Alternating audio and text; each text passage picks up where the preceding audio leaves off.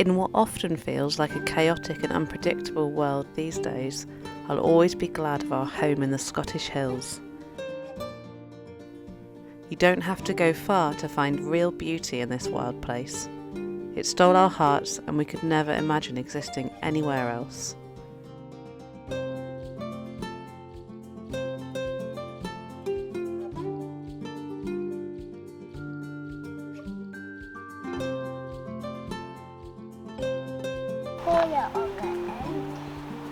Rated, aren't they? That big down. You're a big boy. Your big down.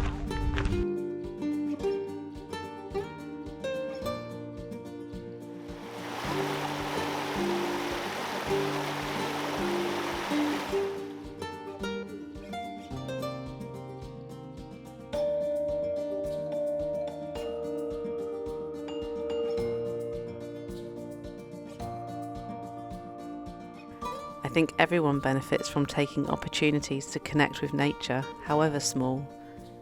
Fresh air equals clear heads and peace in your heart.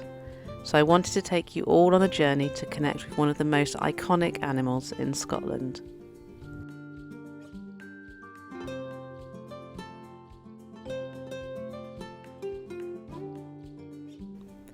Red deer are the largest land mammal here in the UK. They are easily recognised by their incredible antlers and distinctive rusty red coat that turns brown in the winter.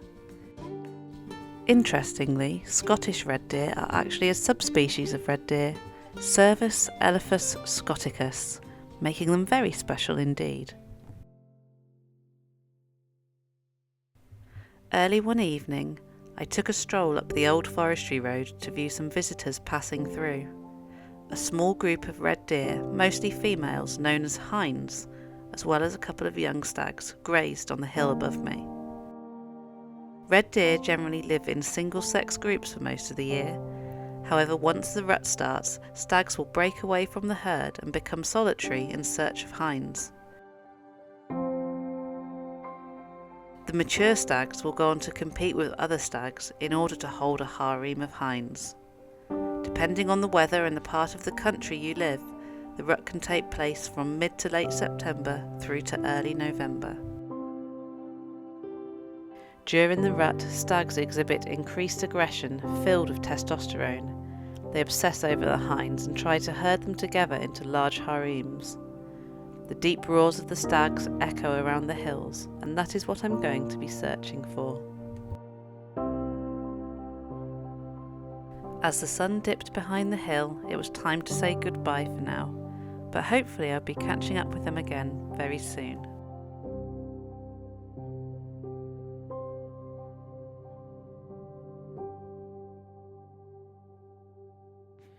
Right, so here is all my gear for today. It's the first day that I'm going to go up onto the hill and try and get after the deer. We're starting to hear them roar here behind the house.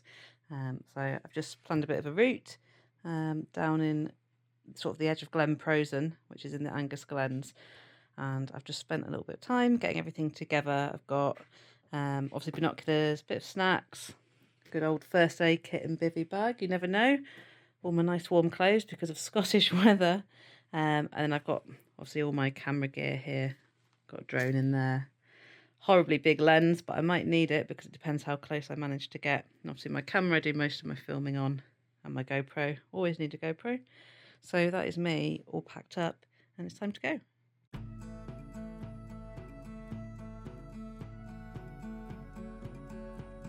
Not gonna lie, I am quite a pack horse today. Obviously because of all the kit I've got. So I've got this massive backpack. I've got hiking poles because I always use them. I like trail running, surprisingly enough. Spend a lot of time up in the hills anyway, and so my trail hiking poles are coming with me today. I've just climbed first little hill and I'm coming through some lovely woodland at the minute, which is nice and cool. I'm about to go up onto the moor, which we can just see through that gate, and then it's going to be up and down all the way to where I want to get to, where really I'm suspecting that the deer should be sort of for this time of year. So It's not get much flat for long before it all turns to hills again, I'm afraid.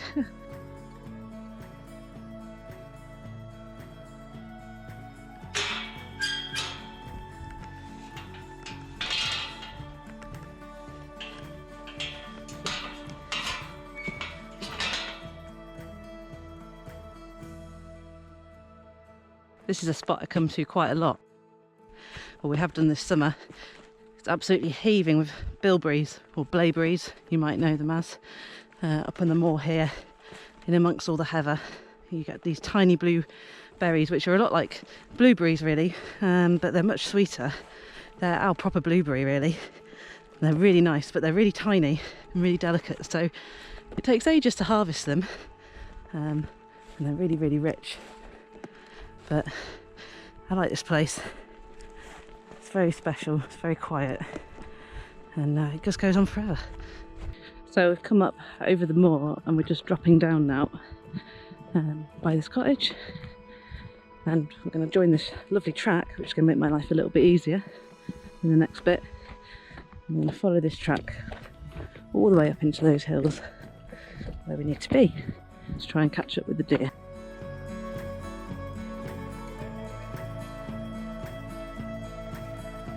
And the path goes ever on upwards. One of the trippiest things I think about walking in these hills is that whenever you get to a slope like here, you think you must be at some kind of high point or some kind of end, and then you get over the top and you just see more hills.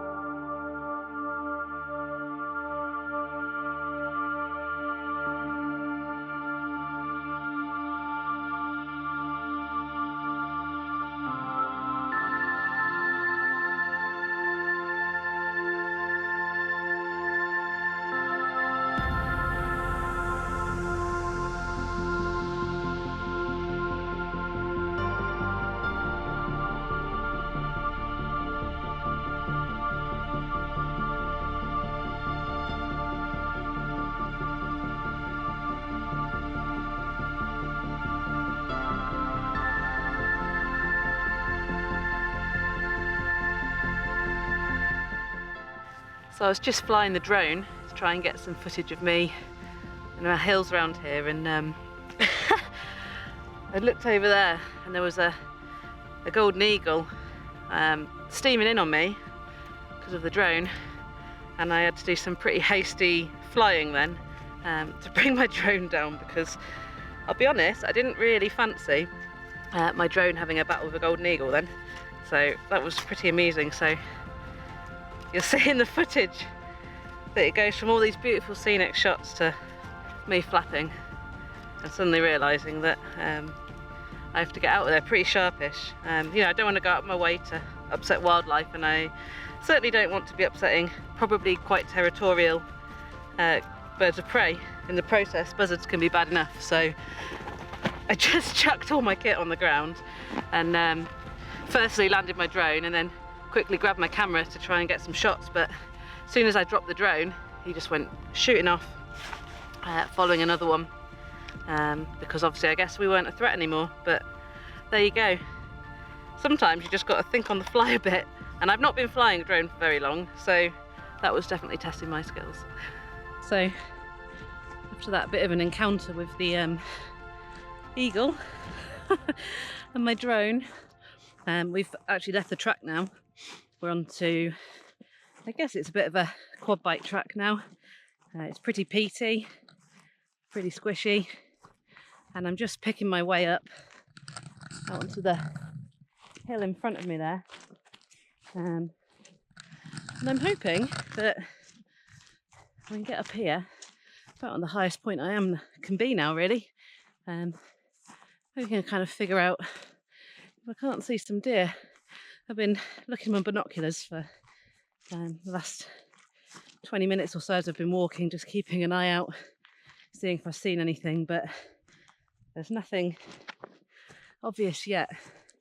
and you can never quite tell where they're going to be. There's a lot of deer in Scotland and a lot of deer in these hills, but where they are at any given time is actually quite a challenge.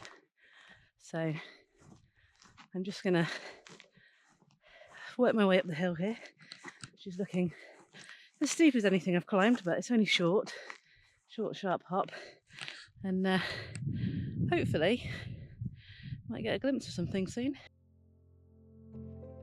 I was talking about bilberries earlier when I started out, and I've actually found some.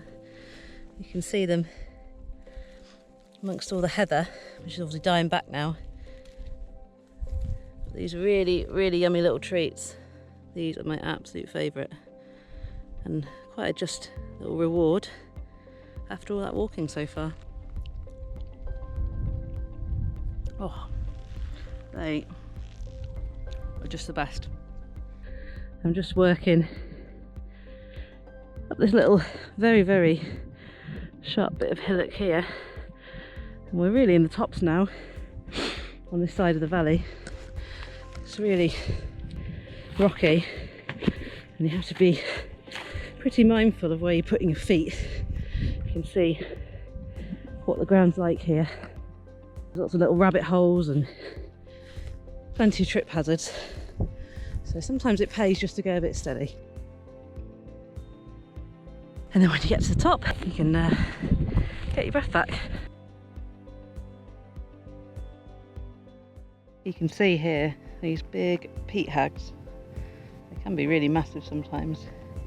You can see how dark all this peat is as well, so when the stags are coming up the hill to find the hinds, they'll often roll around in this peat, like brush their antlers against it, fling it around, get it all over themselves as well. Obviously it's really dirty and dark, so the stags that have been rolling around in the peat, they look pretty black, and you can see why. It's all part of their display. It's not only will they roll around in the peat, but they'll urinate on themselves, so it's a big display and show. Obviously they'll smell, get a very musky sort of smell, and it's all part of their attempt to attract the ladies, the hinds, wherever they are, but they're not here. You'll be looking in the Glen Clover then? Yes, that's correct. So I thought if I got to the top and then I could at least sort of binocular. I mean, I've been binocularing all the way, but I thought I could at least sort of have a look and not a sniff. So can't be helped, can it? They'll be up there. Yeah. Depends how far you want to go, because you can follow that fence. To the left. Yeah. Yeah. And that takes I you did up to wonder. the Dreesh. Yes. So if you followed the So- quad track up to the Dreesh, then you'll get into a bit called the Deadwater. Right. And the Dreesh is like a real steep scree bit. Right. And they might sit up on there, because that's sort of 900 metres up. Right. And they might sit up on the top up there. Yeah. So where I'm walking now is an area that they're usually at this time of year. James has seen them out during his working day because he works out on these hills. They're definitely around, but as you can see from the landscape, where do you even start? They could be sat in these steep craggy bits just out of sight of me right now, and I'd never know. But I guess that's what makes it all part of the fun. You can see the deer have been up here. Lots of little hoof prints in the peat, but the only thing I'm seeing at the minute is some rather comical ravens and a rather annoyed red kite that's getting harangued by them just on the hill crest there. I think my Fable's a bit of a princess in comparison. So she didn't know how good her life is, really. Easy peasy.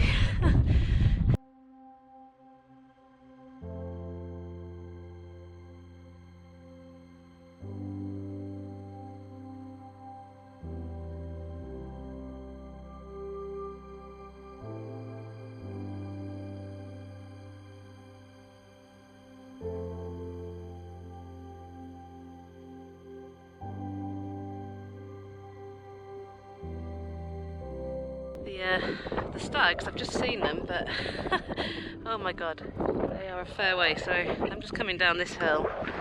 I need to go all the way up that next hill, and they're on the ridge behind that. So the plan is to follow this fence line all the way down, all the way back up, and then we'll be able to look across to the hill of Strode, and that's where the stags are laying up right now.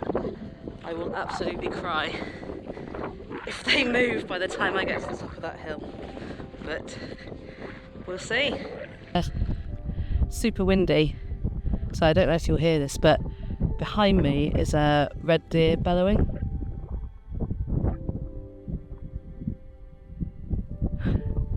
I can just hear him going on.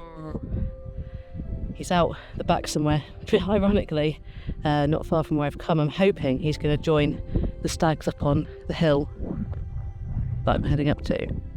Otherwise I'm going to be walking along with him at my back. It's quite hard decision making now because I've only got limited light, limited hours to the day, so I'm doing a bit of a quick march to try and get up this rather intimidating looking hill in front of me, pretty steep, to see if I can catch up with the main group, and hopefully I'll be rewarded.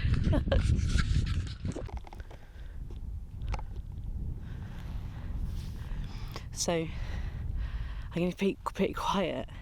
I was just heading up this hill behind me because I'd seen a group of stags on the next sort of bit over, and I come from down this hill just up there, and I started to hear some bellowing, and I'm downwind luckily, so the wind's coming this way, so the deer can't hear me, and I thought there's a deer right where I've just bloody been, and I've just stopped just to turn around to do some filming about how frustrated I was, and the bloody deer are right behind me, so the wind's sort of sweeping this way over the top, and they're down in the saddle out of the wind, which makes sense. So yeah, we're here. I'm so excited and so relieved because I was looking at probably another 3k of walking. You can hear them bellowing in the background and they're right behind me, so yes. Right, let's have a look.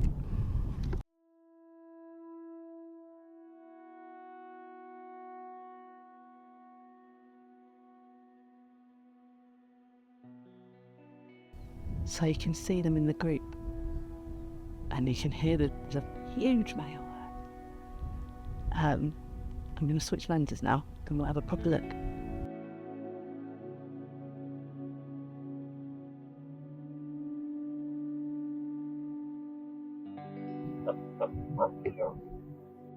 While the hinds graze, the stag is attempting to hold them together as a group. He is constantly looking for other mature males who may challenge him. Working like a sheepdog, he herds them together.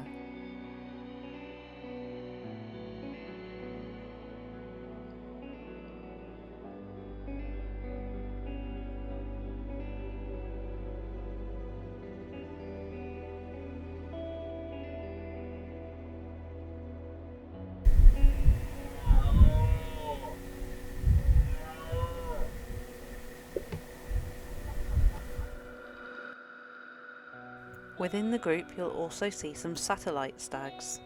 These are lesser stags that float around the edge of the main group looking for opportunities to break away some of the hinds for themselves. During this time the main mature stag will work hard, barely eating, losing condition in the process after a whole summer spent gaining weight. The constant activity and lack of eating means that some stags will become totally spent. Laying down exhausted, they will then have to try and regain condition before the winter sets in once more.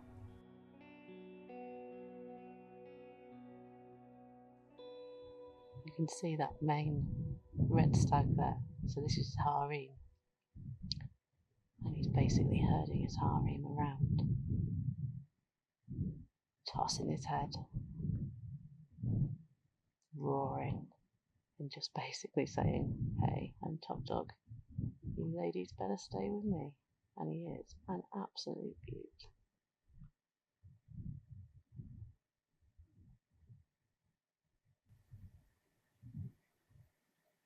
He's pretty alert because it's obviously quite quiet up here, so I'm a bit cautious.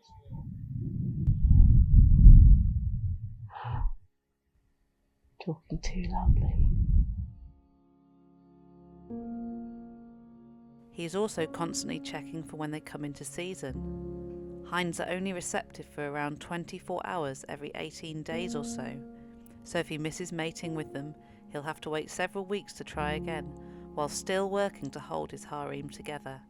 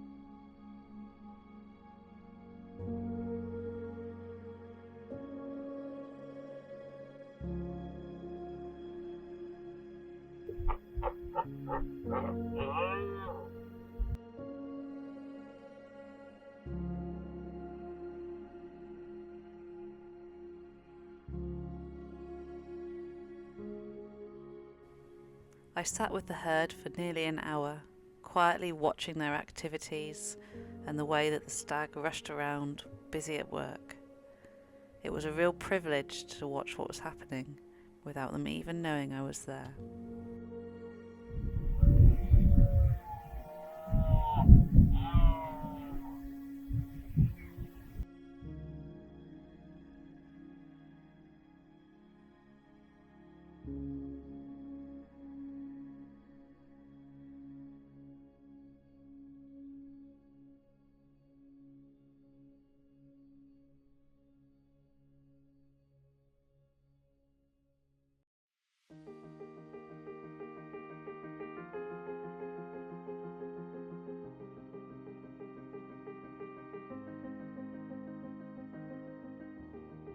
So the deer bumped by something, could have been me, could have been anything, but they're off and away. They've come back up the hill, but I'd come down before I'd seen them, and just retracing my steps home now really. I might see them on the way home, but I suspect they've dropped over behind me here into Glen Clover, so not really expecting to see them again now, and it's getting on, it's about 3 o'clock, so quite grey clouds, weather's turning a bit. I'm not going to push my luck today. I think we've been pretty lucky walking in on that stag with his harem, and I think sometimes you just got to count your chickens and call it a day. I'm just retracing my steps. I'm going to get down into those hills, and that hill there with the forestry on top is where I'm heading. That's home.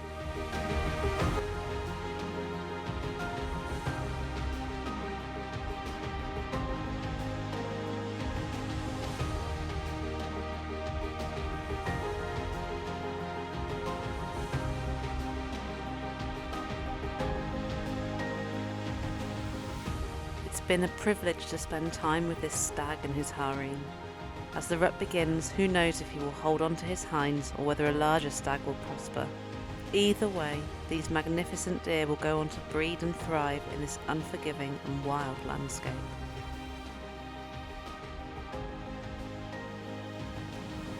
I hope you've enjoyed this small adventure with me. Remember, we can choose to take a step out into nature, embrace the world around us, and discover the wonderful treasures it holds.